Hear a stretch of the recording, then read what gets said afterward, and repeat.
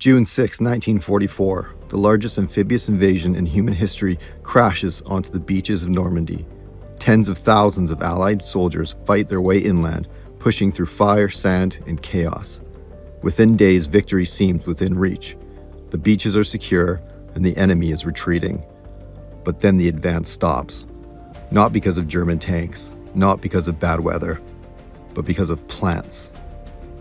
Miles of thick, ancient hedgerows, walls of earth and roots built up over centuries, bring the Allied armor to a halt. Tanks can't move, infantry is pinned down. Every attempt to push forward ends in flames. The invasion that was supposed to liberate Europe is suddenly trapped in the French countryside. Commanders have no answer. Engineers have no plan. And then from the chaos of a battlefield workshop, a single mechanic comes up with an idea, a crazy one, an idea that no one in command had thought of, but one that would change the course of the war. Normandy looked peaceful from the air, rolling fields, green farmland, dotted with stone cottages. But what Allied soldiers found on the ground was something else entirely. Each of those fields was surrounded by an earthen wall, sometimes 5 feet high and 10 feet thick, packed with roots, rocks, and tangled vegetation. They were called bocage, or hedgerows, and they'd been standing there for centuries, dividing farms long before anyone imagined tanks or machine guns. For the American Sherman tanks, they were death traps. When a tank tried to climb over one, its front lifted high into the air, exposing its thin underside armor. German gunners didn't need a second chance. They waited for that moment of vulnerability and fired. Time after time, Allied tanks were destroyed the same way. Every field was a fortress. Every advance cost lives. The roads were too narrow for maneuvering, and communication between units broke down in the dense countryside. What was supposed to be a swift push inland became a slow, grinding stalemate. Commanders demanded solutions, explosives, bulldozers, anything to clear the way, but nothing worked. The Allies had the men, the tanks, and the will to fight, but the land itself was fighting back. Among the thousands of soldiers struggling through Normandy's hedgerows was a man named Sergeant Curtis G. Culin Jr. He wasn't a commander or a strategist or a scientist. He was a mechanic, a 30-year-old from New Jersey who kept the tanks running in the 2nd Armored Division. Before the war, Culin had lived an ordinary American life. He'd worked with his hands, repairing cars, fixing engines, learning how metal behaved under stress. He wasn't an engineer by training, but he had something better, an instinct for machinery and a stubborn belief that anything could be fixed if you understood how it worked. When war came, he enlisted and joined an armored reconnaissance unit, where his mechanical skill quickly became indispensable. Cullin's job in France was simple but brutal: keep the tanks alive.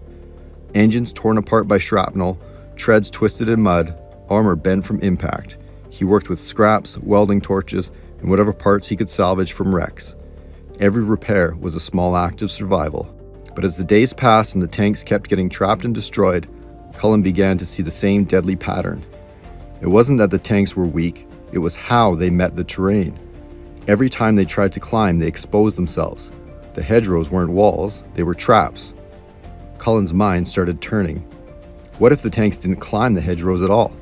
What if they cut straight through them instead? To most, it was an absurd thought. To a mechanic, it was a challenge worth trying. Culin took his idea to the men in his unit, other mechanics, tankers, and welders who were just as frustrated as he was. He explained what he wanted to build: a set of metal prongs attached to the front of a Sherman tank, sharp and strong enough to dig into the hedgerows and tear them apart. The idea sounded insane. No one had ever tried modifying a tank that way before. But Culin wasn't asking for permission, he was asking for scrap metal. He and his crew began scavenging from the wreckage around them: twisted steel beams, broken barriers, and the remains of German Czech hedgehog tank traps scattered along the beaches. From these jagged pieces of steel, they welded together 4 crude, sharpened tusks. Each one was bolted to the front of a Sherman's hull like the teeth of some prehistoric beast. For 2 days, Culin and his men worked without rest, cutting, shaping, and reinforcing their creation. No blueprints, no supervision, just gut instinct, field improvisation, and the sound of distant artillery. When the welding was done, they rolled the modified tank out for a test. A crowd of soldiers gathered to watch. Some laughed, some stepped back. The tank's engine roared to life. It lurched forward toward the nearest hedgerow.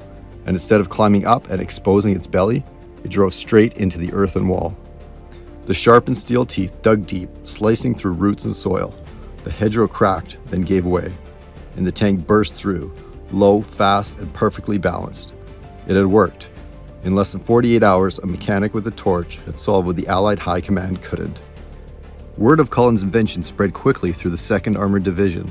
Commanders who had been losing tanks by the dozen suddenly had hope. When General Omar Bradley, one of the top U.S. commanders in Normandy, saw Culin's modified tank in action, he immediately grasped its potential.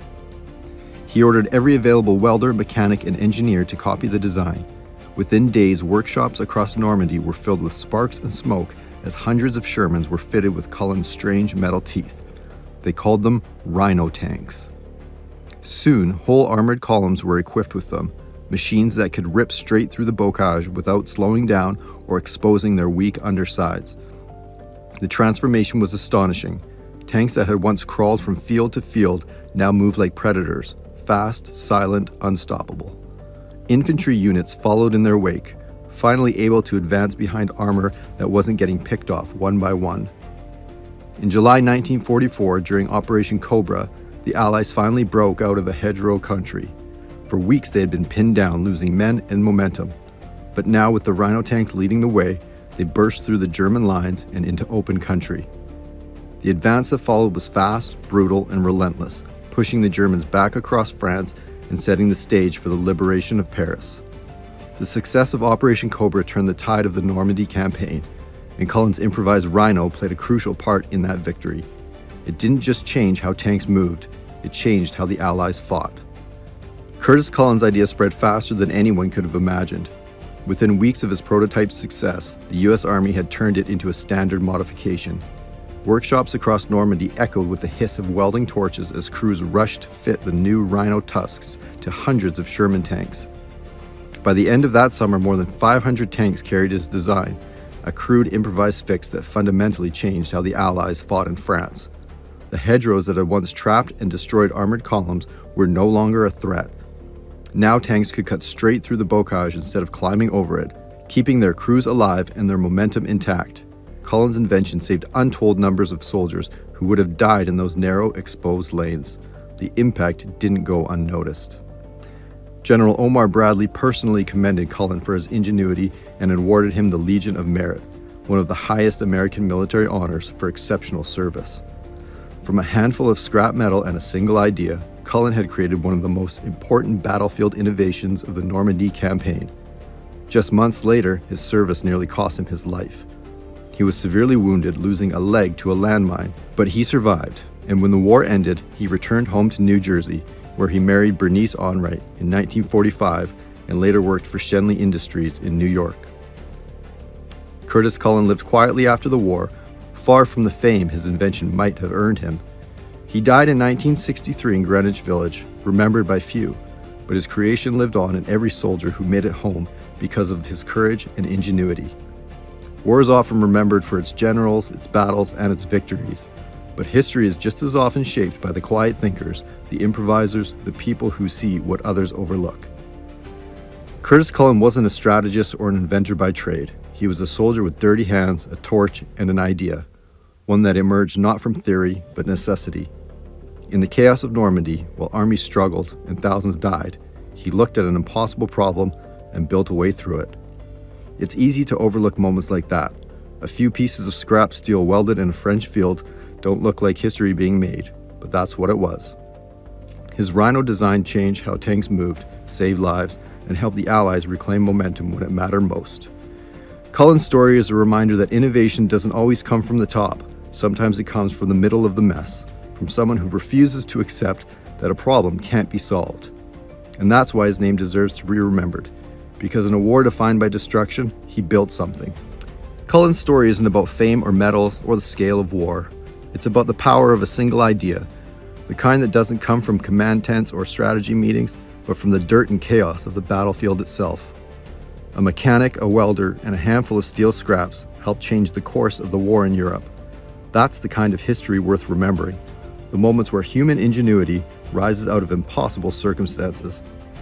If you enjoyed this story and want to hear more about the forgotten people and moments that shaped our world, consider subscribing to 40 Shadows, because sometimes the smallest spark can cast the longest shadow.